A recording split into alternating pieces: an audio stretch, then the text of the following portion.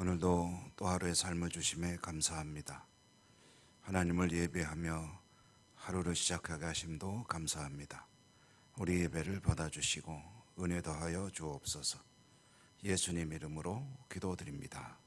아멘. 325장 찬송가입니다. 325장, 통일 찬송가는 359장.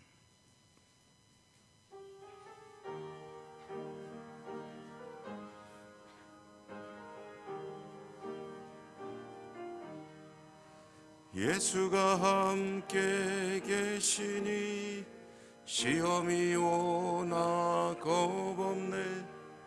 기쁨의 근원 되시는 예수를 위해 삽시다. 날마다 주를 섬기며 언제나 주를 기리고 그 사랑 안에 살면서 딴 길로 가지 맙시다.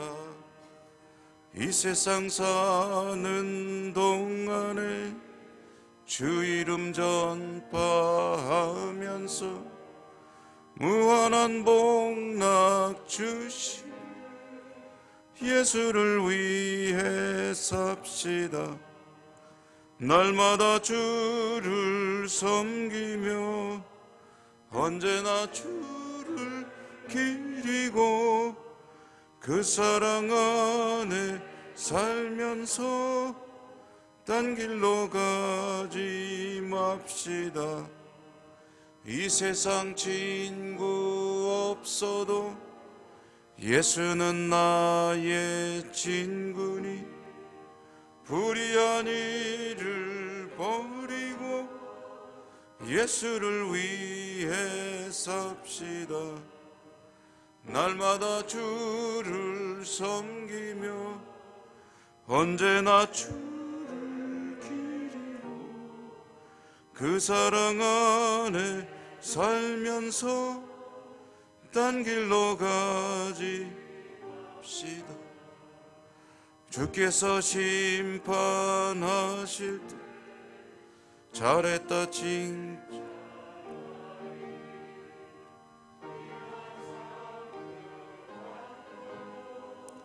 예수를 위해 삽시다.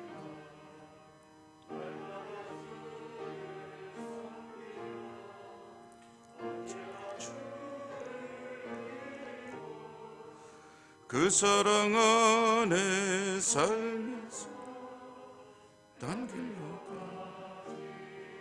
갑시다. 사무엘상 18장, 오늘 10절입니다. 10절.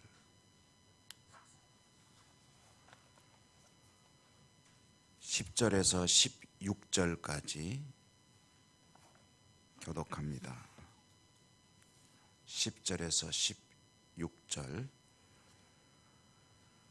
그 이튿날 하나님께서 부리시는 악령이 사울에게 힘 있게 내림에 그가 집 안에서 정신없이 떠들어대므로 다윗이 평일과 같이 손으로 수금을 타는데 그때 사울의 손에 창이 있는지라.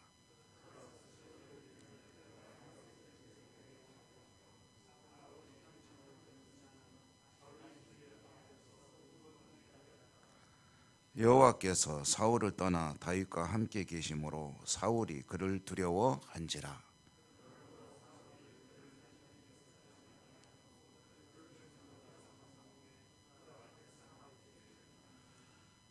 다윗이 그의 모든 일을 지혜롭게 행하니라. 여호와께서 그와 함께 계시니라.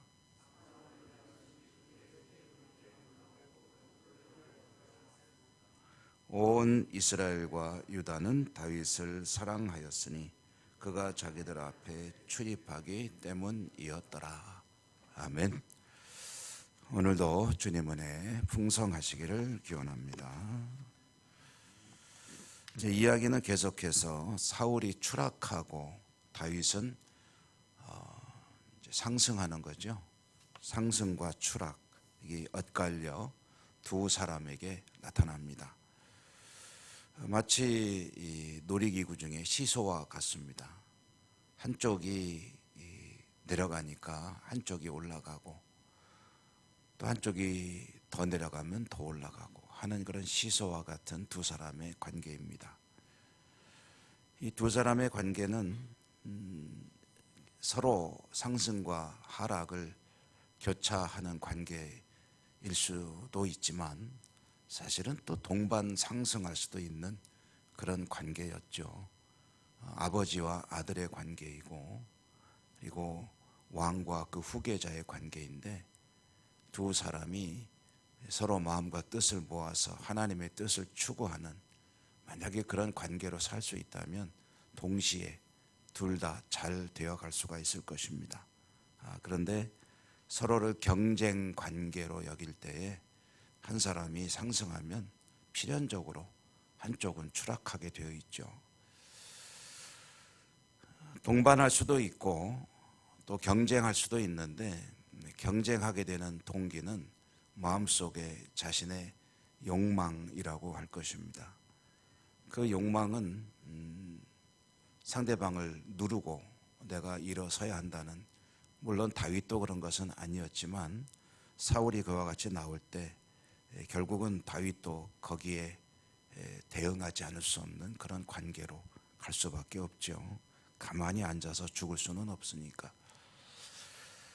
사울은 오늘 말씀에 보면은 정신적으로 점점 더 피폐해져 갑니다. 사람이 이상해지는데 결국은 어디까지 가냐면 제정신이 아닌 거죠. 그래서 다윗을 죽여야 되겠다라고 기회를 엿보다가 자신의 상태가 안 좋아져서 다윗이 수금으로 자신의 마음을 다스리려는 그런 도움을 주고 있을 때 창을 들어서 다윗을 찔렀다는 것입니다. 사울과 같은 사람이 다윗을 향해서 앞에서 수금을 타고 있을 때 창을 던졌으면은 그는 안 맞는 것이 이상하죠. 그 거리에서 사울과 같은 용사입니다, 사실은. 그런데 창을 던졌다면은 뭐 100발 100중까지는 몰라도 한 99중 정도 되겠죠. 그런데 두 번이나 창을 던졌지만 그 창을 다윗이 피했다. 다윗이 창을 피했다고 하는 것을 이렇게 읽을 수도 있지만 다윗이 창을 피했느냐, 창이 다윗을 피했느냐, 이렇게 한번 생각해 볼 수 있을 겁니다. 여러분 어떤 쪽일까요? 다윗이 창을 피한 걸까요? 창이 다윗을 피한 걸까요? 만약에 다윗이 창을 피했다고 한다면 다윗의 몸이 아주 잽싸다는 것을 말하는 것일 것이고, 창이 다윗을 피했다고 한다면 하나님께서 창을 빗나가게 하셨다라는 이야기가 되겠죠. 하나님께서 지키신 것이라고 할 수가 있을 것입니다. 제가 자주 인용하는 비유입니다만은 모세가 하나님의 명령에 따라 이집트로 갈 때 그 손에 지팡이를 들고 있었다. 모세가 지팡이를 든 것이냐, 지팡이가 모세를 데리고 가는 것이냐, 이것은 당연히 모세가 지팡이를 든 것이지만 그러나 우리가 영적으로 바라볼 때는 지팡이가 모세를 데리고 가는 것이다. 하나님이 그의 손을 잡고 가는 것이다. 창이 다윗을 피했다 할 때는 하나님의 손이 창을 툭 쳐가지고 옆으로 빗나가게 하셨다라는 이야기가 되겠죠. 이것은 그렇게 이해할 수 있는 근거가 있습니다. 다윗이 어린 소년으로 양을 돌볼 때 들에서 다윗이 그렇게 고백을 하죠. 어린 소년인 자신이 양들을 돌볼 때 사자와 곰에게서 지켜주셨다. 사자와 곰을 상대하는데 무슨 다윗이 총을 들고 중무장을 하고서 지키는 것도 아니고 겨우 가지고 있는 것이 칼도 아니고 창도 아니고 활도 아니고 막대기 하나 들고 있는데 뭐 강아지를 쫓은 거라 모르겠지만 곰을, 사자를 어떻게 쫓아낼 수가 있겠습니까? 그런데 사자와 곰으로부터 다윗도 지켜주시고 양도 지켜주셨다 하는 것은 하나님께서 지켜주신 것이다. 그러니까 다윗의 삶이 하나님의 돌보신 가운데 있는 것이고요. 사울은 그것을 통해서 하나님께서 다윗과 함께 계시는구나 하는 것을 확인하게 되는 거죠. 그러니 더 두려워하였다라고 성경이 기록하고 있습니다. 더 두려움을 느끼게 되는 사울은 이제 다윗을 죽이긴 죽여야 되겠고 하나님이 돌보신다는 것을 깨달을 때 어떻게 할까 하다가 나름대로 아이디어를 하나 냈습니다. 그게 뭐냐면 이 다윗을 전쟁터로 내보내는 겁니다. 천부장을 삼아서 전쟁터로 내보내서 계속 전쟁에서 전쟁으로 전전하게 만들었습니다. 다윗을 천부장으로 임명해서 전쟁터에 내보내는 것은 전쟁하다 죽으라는 것이죠. 그런데 하나님의 돌보심은 그가 어디에 있느냐 하는 것은 사실 중요하지가 않습니다. 전쟁터에 있기 때문에 위험하고 집안에 있으니까 안전하냐. 여러분, 집안에 있는 게 안전한 게 아닌 것을 우리가 얼마나 잘 알고 있습니까? 땅이 흔들리면 집이 무너지면 집이 제일 위험하죠. 하나님의 보호하심은 그가 어디에 있느냐가 중요한 것이 아니고 어떤 환경 속에 있느냐가 중요한 것이 아니고 그가 누구와 함께 있느냐 하는 것이 중요한 것입니다. 그가 누구와 함께 그곳에 있느냐. 심리학 용어로 회복 탄력성이라고 하는 말이 있습니다. 이것은 어떤 사람이 환경의 영향과 지배를 많이 받는 것이 틀림없습니다. 그래서 아이가 태어나서 성장해 갈 때 좋은 환경에서 태어나서 좋은 환경이 있으면은 훌륭한 그런 성장 과정을 보여줄 확률이 높습니다. 근데 그게 다는 아니라는 거죠. 비록 불우한 환경 속에 처하더라도 아이가 다 불량하게 되느냐 하면 그건 아니라는 거예요. 그런 환경 속에 있더라도 아이가 아주 훌륭한, 오히려 역경을 딛고 더 단단한 아이로 자라갈 수가 있다. 그런 것은 회복 탄력성이 강하다라고 이야기를 합니다. 마치 공을 탁 바닥에 던졌을 때 그 공이 탄력이 좋은 공이면은 더 높이 튀어오르고, 바람이 빠져서 탄력이 없는 공 같으면 던지면 그냥 조금 튀어오르고, 유리그릇 같은 거는 탄력성이 없죠. 던지면 그냥 깨져버리죠. 그러니까 여러분, 믿음이라는 것은 환경을 탓해서는 안 됩니다. 나는 참 이러이런 것 때문에 믿음 생활하기가 힘들어, 이런 것은 아니고요. 그가 하나님과 어떤 관계 속에 살아가고 있느냐 하는 것이 더 중요합니다. 그래서 하나님과의 관계가 좋으니라면 아무리 어려운 상황이라 할지라도 하나님과 동행하는 삶을 살 것이요, 그 하나님과의 관계가 썩 좋지 못하다면 아무리 여건이 좋은 환경이라도 그렇게 믿음 생활을 잘 하기가 어려운 것이 더 믿음이라는 것이죠. 다윗은 하나님의 돌보신 가운데 있습니다. 그래서 창이 날아와도 창도 그를 피해가는 사람이었다. 하나님이 돌보실 때 그와 같은 삶을 살게 되는 것이죠. 결국 천부장으로 내보내는 사울의 꾀는 통하지 않습니다. 어디를 가든지 하나님이 그와 함께 하심으로 전쟁터는 오히려 다윗의 명성을 높이는 그런 여건이 됩니다. 기회가 된 것이죠.